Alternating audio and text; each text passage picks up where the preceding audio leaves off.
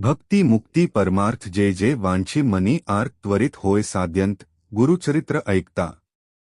नमस्कार मित्रांनो, कोपरा आठवणींचा मध्ये आज आपण बघणार आहोत श्री गुरुचरित्र कथासार अध्याय 53वा। श्री गुरुचरित्राची अवतरणिका। फलश्रुती। गुरुचरित्र कथासारच्या या 53व्या अध्यायाच्या नित्य वाचनाने वा केवळ श्रवणानेही साधकाचे मन ब्रह्मानंदी निमग्न होते, भगवद्भक्ती दृढ होते, सर्व पापे नष्ट होतात आणि साधकाला श्रीगुरूंचा आशीर्वाद व नित्य कृपा प्राप्त होते। मित्रांनो, तुम्ही व्हिडिओ तर आवडीने पाहता, पण सबस्क्राईब करायला विसरता। एक छोटीशी विनंती आहे, जर तुम्हाला व्हिडिओ पाहायला आवडत असतील तर कृपया चॅनेलला अवश्य सबस्क्राईब करा। चला तर अध्यायाला सुरुवात करूया।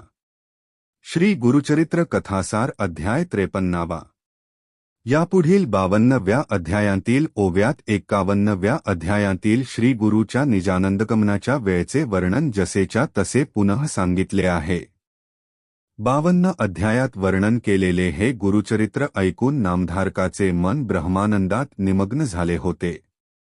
त्याच्या अंगावर रोमांच उभे राहिले होते। चित्तवृत्ती तटस्थ झाल्या होत्या, समाधी सुखाची अनुभूती त्याला आली होती। त्याचे शरीर जरासुद्धा हालत नव्हते। अष्टसात्विक भावांचे दर्शन त्याच्या शरीराला होत होते। सिद्धमुनींनी नामधारकाची ती स्थिती पाहिली, त्यांना फार सुख वाटले, पण नामधारकाचे हातून यापुढे लोकोपकार व्हावा, त्याने केवळ अमूर्त आनंदात स्वस्थ राहू नये म्हणून त्याला सावध करावा असे त्या सिद्धमुनींनी ठरविले व त्याला प्रेमभराने आपल्या हाताने कुरवाळून आपल्या पोटाशी धरले। ते म्हणाले, बाळा नामधारका, देहभानावर आलास का? तू समाधीस्थ राहिलास तर श्रीगुरुचरित्राचे ज्ञान फक्त तुझ्याच मनात राहील, त्याचा लोकांना उपयोग कसा होईल? म्हणून अंतःकरणात श्रीगुरुविषयी दृढ भाव ठेवून बाह्यतः जगात राहावे। तू प्रश्न विचारलेस म्हणून आम्हालाही अमृतवाणी आठवली। कायिक, वाचिक व मानसिक व्यथेला दूर करणारी अशी अनुपम श्रीगुरूंची कथा तुझ्यामुळे मला आठवली। तूही ती एकाग्र चित्ताने ऐकलीस। नामधारका, प्रिय शिष्या, आता समाधीभावातून देहभानावर ये। सिद्धमुनींनी परोपरीने असे विनविल्यावर नामधारकाने आपले डोळे उघडले व हात जोडून सिद्धमुनींसमोर उभा राहिला। त्याच्या तोंडातून तेव्हा शब्द साकार झाले, गुरुराया, तूच या भवसागरातून तरुण जाण्याकरता कृपेचे जहाज आहेस। आपण सांगितलेले श्री गुरुचरित्र अमृताहूनही प्रभावी आहे। अमृताने अमृतत्व मिळते, पण या श्री गुरुचरित्रामृताने परमतृप्ती आज मला लाभली आहे। ही कथा अजून पुनः पुनः ऐकावी असे वाटते। पुष्कळ औषधींचे सार काढून तज्ज्ञ वैद्य ज्याप्रमाणे प्रभावी रसायन तयार करतात तसे या श्री गुरुचरित्राचे सार आपण मला सांगावे। नामधारका, तुझी इच्छा पूर्ण करण्यात मला आनंदच वाटेल। ऐक तर श्रीगुरुचरित्राचा सारांश। त्यानंतर सिद्धमुनींनी श्रीगुरूंच्या चरित्राच्या 52व्या अध्यायातील सार नामधारकाला सांगून श्रीगुरुचरित्राचे महात्म्य त्याला पुनः एकदा संक्षेपाने सांगितले। जसा भावार्थ तशी कार्यसिद्धी साधकाला होते। श्रीगुरुचरित्राचे पठण करणाया दत्तोपासकाला कलियुगातही श्रीगुरूंचा साक्षात्कार होणे शक्य आहे। श्रीगुरुचरित्राची प्रदीर्घ अवतरणिका देण्याचे 2 मुख्य उद्देश सांगितले आहे। श्रीगुरुचरित्र संपूर्ण वाचलेल्यांना यामुळे संक्षेपाने सर्व घटना सूत्ररूपाने लक्षात याव्यात व ज्यांनी वाचले नसेल त्यांना ते मुळातच सर्व वाचण्याची इच्छा उत्पन्न व्हावी। नामधारकाने श्रीगुरुचरित्र या प्रासादिक ग्रंथाचा सप्ताह व पारायण कसे करावे याबद्दल प्रश्न विचारला। तेव्हा सिद्धमुनी म्हणाले, श्रीगुरुचरित्र अंतःकरण पवित्र असताना सदा सर्वकाळ वाचावे, त्यामुळे इहपरत्र सुख मिळेल। दुसरा प्रकार म्हणजे शाखनियमाप्रमाणे शुचिर्भूत होऊन विधिपूर्वक श्रीगुरुचरित्र 7 दिवसांत संपूर्ण वाचणे हा होय। चांगला दिवस पाहून व स्नानसंध्या करून श्रीगुरुचरित्र वाचायचे। ती जागा रांगोळ्या वगैरे काढून सुशोभित करावी। वाचनाच्या वेळच्या देशकालादी गोष्टींचा उच्चार करून पुस्तकरूपी श्रीगुरूंचे पूजन करावे। ब्राह्मणाचेही पूजन करावे. पहिल्या दिवसापासून समाप्तीपर्यंत एकाच ठिकाणी एकाच आसनावर बसावे. निरर्थक गोष्टींत मौन धरावे. कामक्रोधावर संयम ठेवावा. गुरुचरित्र वाचण्याच्या जागी मंगलदीप लावावे. देव, ब्राह्मण व वडीलधाया माणसांना वंदन करून ईशान्य दिशेकडे पूर्वोत्तर तोंड करून बसावे व वाचनाला प्रारंभ करावा. सप्ताह वाचताना दररोज किती अध्याय वाचावेत याचा क्रम त्यानंतर सिद्धमुनींनी नामधारकाला सांगितला. ते पुढे म्हणाले, सप्ताहवाचन करताना दररोजचा पाठ झाला की उत्तरांग पूजन करून श्रीगुरूंना नमस्कार घालून काही अल्पोपाहार करावा.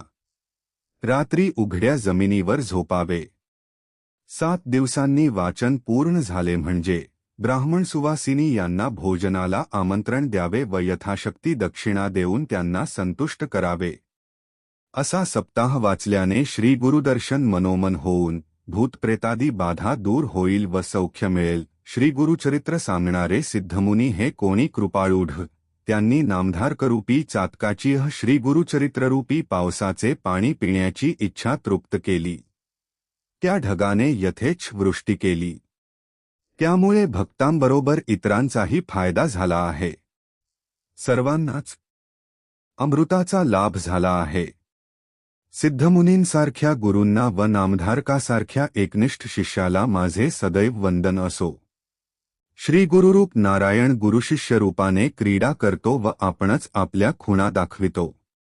त्या आध्यात्मिक खुणा ज्याच्या त्याने समजून घ्यावयाच्या आहेत असे सांगून श्री सरस्वती गंगाधर यांनी या महान ग्रंथाची अवतरणिका संपविली आहे.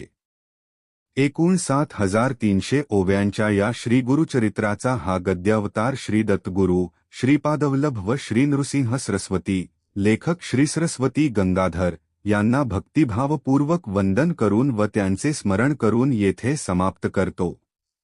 श्री गुरु नृसिंह सरस्वतींचे 4 परमभक्त सायनदेव, नंदीनामा, नरहरी व सिद्धमुनी यांच्या स्मृतींनाही सादर वंदन करतो व त्यांच्यासारखी एकनिष्ठ श्रद्धा व गुरुभक्ती वाचकांच्या व माझ्या मनात श्री गुरुदत्तकीपेने निर्माण होवो असे आग्रहाचे मागणे श्री गुरुचरणी मागून हा प्रामाणिक प्रयत्न मला अध्यात्माची गोडी लावणाऱ्या व्रतबंधातील गुरु माझे वडील कै गणेश गोपाळ देसाई गाडगीळ यांच्या पुण्यपावन स्मृतींना समर्पण करतो. तत्सत. अशा रीतीने श्री गुरुचरित्र कथासार श्री गुरुचरित्राची अवतरणिका नावाचा 53वा अध्याय समाप्त. श्री गुरुदत्तात्रेयार्पणमस्तु. फलश्रुती. या अध्यायाच्या नित्य वाचनाने वा केवळ श्रवणानेही साधकाचे मन ब्रह्मानंदी निमग्न होते, भगवद्भक्ती दृढ होते, सर्व पापे नष्ट होतात आणि साधकाला श्री गुरूंचा आशीर्वाद व नित्य कृपा प्राप्त होते. बोला जय गुरुदेव दत्त. दत्तात्रेयांची कृपा प्राप्त करण्यासाठी कमेंटमध्ये ओम द्राम दत्तात्रेयाय नमः अवश्य लिहा. मित्रांनो, हा व्हिडिओ तुम्हाला आवडला असेल तर लाईक करा, तुमच्या मित्रमैत्रिणींना शेअर करा आणि तुमचे मत कमेंटमध्ये नक्की सांगा. अशाच आणखी माहितीपूर्ण आणि प्रेरणादायी व्हिडिओंसाठी आमच्या चॅनेलला सबस्क्राईब करा आणि बेल आयकॉन दाबा, जेणेकरून नवीन व्हिडिओ अपलोड होताच तुम्हाला ताबडतोब कळेल. पुन्हा भेटूया पुढच्या व्हिडिओत. तोपर्यंत स्वतःची आणि आपल्या प्रियजनांची काळजी घ्या. श्री गुरुदेव दत्त. धन्यवाद मित्रांनो.